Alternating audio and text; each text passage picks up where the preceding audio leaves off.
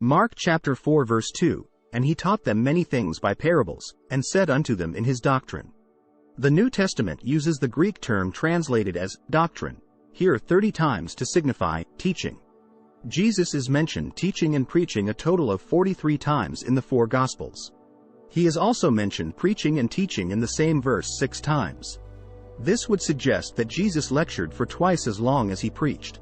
Making disciples begins with Jesus' teaching, which is also a barrier for the pious. Why can someone who works so hard to please God be rejected, yet someone who has never looked for God at all can have a righteous connection with him? One of the most significant ideas in the Bible is the answer to this crucial question. Faith and its object are the solution. Despite their love for God's things, the Jews' faith was in themselves. They believed that via their deeds of righteousness, they could gain God's favor.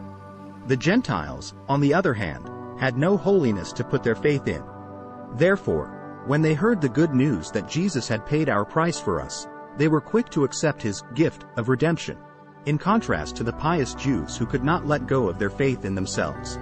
Today, the issue still exists.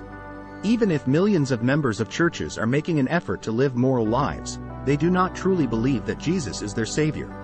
They would begin listing all of their deeds of holiness, such as church attendance, donation receipts, etc. If they were to stand before God and he were to ask them what they had done to merit salvation, no matter how admirable our deeds appear in the eyes of others, they will never measure up to the flawless standards set by God. "My only claim to salvation is faith in Jesus as my Savior," is the only response to this kind of question that would allow us entry into heaven. Today, let him be the focus of your faith. You only need him.